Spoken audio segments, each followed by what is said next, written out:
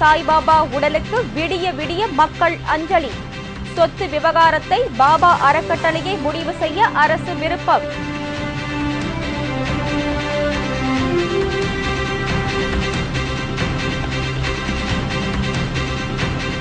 கடல் கொள்ளையை தடுக்க கூட்டு நடவடிக்கை அவசியம்.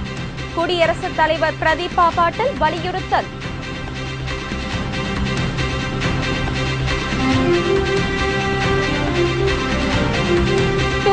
ஸ்பெக்ட்ரம் ஊழல் குறித்த இரண்டாவது குற்றப்பத்திரிகை. தயாளு அம்மாள் பெயர் சேர்க்கப்பட வாய்ப்பில்லை.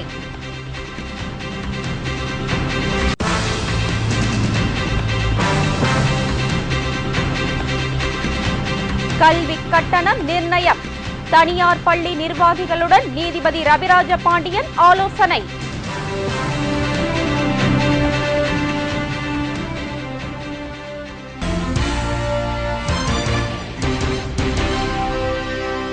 வணக்கம். விரிவான செய்திகள். பகவான் சத்ய சாய்பாபா உடலுக்கு ஏராளமான மக்கள் வரிசையில் நின்று விடிய விடிய அஞ்சலி செலுத்தினார்கள். சத்ய சாய்பாபா நேற்று காலை 7:40 மணிக்கு காலமானதை அடுத்து புட்டபர்த்தியில் அவரது உடல் பொதுமக்கள் அஞ்சலி செலுத்துவதற்காக வைக்கப்பட்டுள்ளது. ஏராளமான மக்கள் புட்டபர்த்தியில் குவிந்துள்ளனர். பாபாவின் உடலுக்கு அஞ்சலி செலுத்த வந்துள்ள பலர் கதறி அழுத வண்ணம் இருந்தனர். ஏழை எளியோருக்கு அவர் அருந்தொண்டாற்றினார் என்றும் அவரது வாழ்க்கை மனித குலத்திற்கு ஒரு பாடம் என்றும் தலைவர்கள் தெரிவித்துள்ளனர். அவரது உடல் நாளை மறுநாள் புதன்கிழமை அரசு மரியாதையுடன் அடக்கம் செய்யப்படும் என்று ஆந்திர முதல்வர் கிரண்குமார் ரெட்டி அறிவித்துள்ளார். I think his life has been a message, a direction to how the people should live their life for the benefit and upliftment of the poor, and the greatest tribute we'll be paying to him is to follow in his footsteps. The state has declared mourning days till Wednesday, and state honors are going to be given for his funeral, and that day Anantapur district is declared as a holiday. புட்டபர்த்திக்கு சென்று இருந்த கர்நாடக முதல்வர் எடியூரப்பா இது மனித குலத்திற்கு ஏற்பட்ட சோகம் என்று சத்ய சாய்பாபா மறைவு குறித்து கருத்து தெரிவித்துள்ளார்.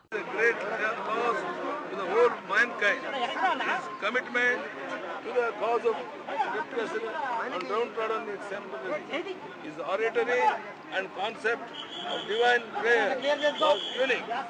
I pray God to give the strength to bear the loss of Sri Satya Sai Baba to the devotees who are spread all over the world.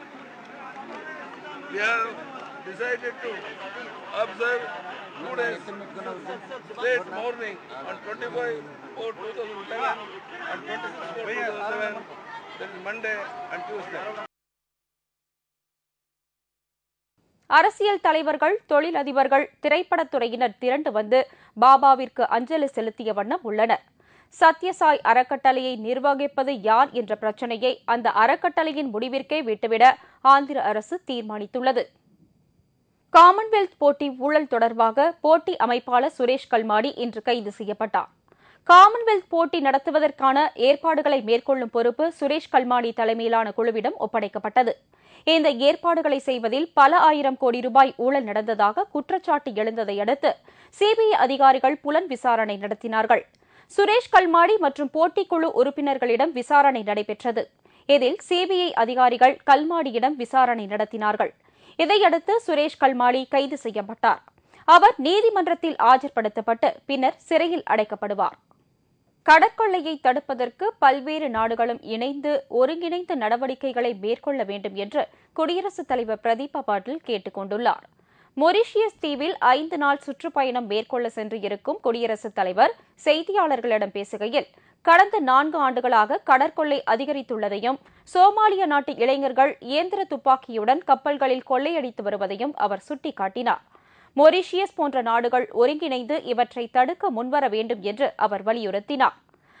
We are committed to work with the government of Mauritius to jointly fight piracy and enhance security in the Indian Ocean through mutually agreed measures. பல்வேறு சர்வதேச விவகாரங்களில் இந்தியாவிற்கு Mauritius ஆதரவு அளித்து வந்திருப்பதாக பிரதீபா பாட்டீல் குறிப்பிட்டார். இந்த உறவு மேம்படுத்தப்பட வேண்டும் என்று அவர் கேட்டுக் கொண்டார். 2G ஸ்பெக்ட்ரம் விவகாரத்தில் தாக்கல் செய்யப்படவுள்ள இரண்டாவது குற்றப்பத்திரிகையில் முதலமைச்சர் கருணாநிதியின் மனைவி தயாளு அம்மாளின் பெயர் இடம்பெற வாய்ப்பில்லை என தெரிகிறது. ஆனால் கலைஞரின் மகள் கனிமொழியின் பெயர் இடம்பெறக்கூடும். 2G ஸ்பெக்ட்ரம் விவகாரத்தில் 1,76,000 கோடி ரூபாய் ஊழல் நடந்திருப்பது கண்டுபிடிக்கப்பட்டு அத்துறையின் அமைச்சராக இருந்த ராசா கைது செய்யப்பட்டு திகார் சிறையில் அடைக்கப்பட்டுள்ளார். ஏற்கனவே முதல் குற்றப்பத்திரிகை தாக்கல் செய்யப்பட்டுள்ள நிலையில் இன்று இரண்டாவது குற்றப்பத்திரிகை தாக்கல் செய்யப்பட உள்ளது. சிறையில் அடைக்கப்பட்டுள்ள தனியார் தொலைத்தொடர்புத்துறை அதிகாரிகளுடன் மேலும் பல புதிய நிறுவனங்கள் மற்றும் அதிகாரிகள் உள்ளிட்டோர் பெயர்களும் அதில் இணைக்கப்பட்டுள்ளதாக தெரியவந்துள்ளது. மேலும் இந்த குற்றப்பத்திரிகையில் திமுக தலைவர் கருணாநிதியின் மனைவி தயாளு அம்மாளின் பெயர் இடம்பெறவில்லை என்று தெரிகிறது. அதே நேரத்தில் கலைஞரின் மகள் கனிமொழி மற்றும் கலைஞர் டிவி நிர்வாக இயக்குநர் சரத் ரெட்டி ஆகியோரின் பெயர்கள் இணைக்கப்பட்டிருப்பதாக தகவல்கள் தெரிவிக்கின்றன. ஸ்பெக்ட்ரம் ஊழலில் முக்கிய புள்ளியான சாதிக் பாஷா தற்கொலை செய்து கொண்டது குறித்தும் இந்த குற்றப்பத்திரிகையில் தெரிவிக்கப்பட இருப்பது குறிப்பிடத்தக்கது. இதனால் தற்போது திமுகவிற்கு உச்சக்கட்ட நெருக்கடி ஏற்பட்டுள்ளது. அரசு நிர்ணயம் செய்யும் கல்விக் கட்டணம் போதிய அளவு இல்லை என்றால் மேல்முறையீடு செய்யவுள்ளதாக சென்னை தனியார் பள்ளிகளின் நிர்வாகிகள் தெரிவித்துள்ளனர். தனியார் பள்ளிகளின் கல்விக் கட்டணம் குறித்து ஆய்வு செய்து கட்டணம் நிர்ணயிக்க ஓய்வு பெற்ற நீதிபதி ரவிராஜ பாண்டியன் தலைமையில் குழு ஒன்று நியமிக்கப்பட்டது. இந்த குழு தமிழகத்தின் பல்வேறு மாவட்டங்களில் உள்ள தனியார் பள்ளியிடம் ஆலோசனை செய்து முடித்துள்ளது. இந்த நிலையில் சென்னையில் உள்ள தனியார் பள்ளி நிர்வாகிகளிடம் ரவிராஜ பாண்டியன் தலைமையிலான குழு இன்று இறுதிக்கட்ட ஆலோசனை நடத்தியது. அப்போது கல்விக் கட்டணம், பள்ளியின் கட்டமைப்பு உள்ளிட்டவைகள் குறித்து பள்ளி நிர்வாகத்திடம் கேட்டறியப்பட்டது. ஆலோசனையில் கலந்து கொண்ட பின்னர் வெளியே வந்த பள்ளி நிர்வாகிகள் கல்விக் கட்டணம் நிர்ணயிப்பது குறித்து ஆலோசிக்க 1 நிமிடம் மட்டுமே நேரம் கொடுத்ததாக குற்றம் சாட்டினர். மேலும் அரசு நிர்ணயிக்கும் கட்டணம் சரியில்லை என்றால் மேல்முறையீடு செய்வோம் என்றும் தெரிவித்தனர். நாட்டில் உள்ள பஞ்சாயத்து அமைப்புகளை வலுப்படுத்த வேண்டும் என்று அகில இந்திய காங்கிரஸ் கட்சி தலைவர் சோனியா காந்தி தெரிவித்துள்ளார். தேசிய பஞ்சாயத்து தினத்தை முன்னிட்டு டெல்லியில் விருது வழங்கும் விழா நேற்று நடைபெற்றது. இந்த விழாவில் பஞ்சாயத் ராஜ் திட்டங்களை சிறப்பான முறையில் நடைமுறைப்படுத்திய மாநிலங்களுக்கு பிரதமர் மன்மோகன் சிங் மற்றும் சோனியா காந்தி ஆகியோர் விருதுகளை வழங்கினர். இதைத் தொடர்ந்து பேசிய சோனியா காந்தி, அனைத்து திட்டங்களையும் ஆய்வு செய்து செயல்படுத்த கிராம சபைகளுக்கு அதிகாரம் அளிக்கப்பட வேண்டும் என்று கூறினார். பஞ்சாயத் ராஜ் முறையை மேலும் வலுப்படுத்த வேண்டியது அவசியம் என்று கூறிய சோனியா காந்தி, கிராம சபை கூட்டங்கள் முறையாக நடத்தப்பட வேண்டும் என்று கேட்டுக் கொண்டார்.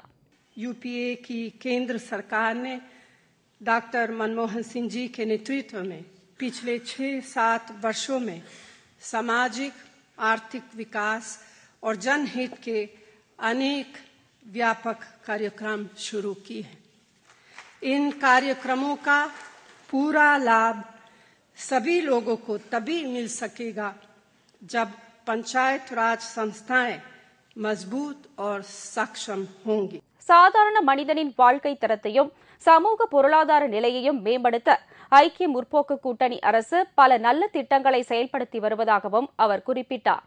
இந்த நிகழ்ச்சியில் மத்திய அமைச்சர் விலாஸ்ராவ் தேஷ்முக் மற்றும் ஹரியானா மாநில முதல்வர் புபீந்தர் சிங் உட்பட ஏராளமானோர் கலந்து கொண்டனர். ராகுல் காந்தி தேசிய அரசியலில் விரைவில் பங்கேற்பார் என்று காங்கிரஸ் கட்சியின் பொதுச் செயலாளர் திக் விஜய் சிங் தெரிவித்துள்ளார். ராகுல் காந்தி வருங்காலத்தில் நாட்டின் பிரதமர் பொறுப்பேற்க வாய்ப்புள்ளது என்று கூறப்பட்டு வரும் நிலையில் செய்தி நிறுவனம் ஒன்றுக்கு திக் விஜய் சிங் பேட்டியளித்தார். காங்கிரஸ் கட்சியில் இளைஞர்களுக்கு அதிக பொறுப்புகள் அளிக்கப்படும் என்று ராகுல் காந்தி கூறியிருந்தார்.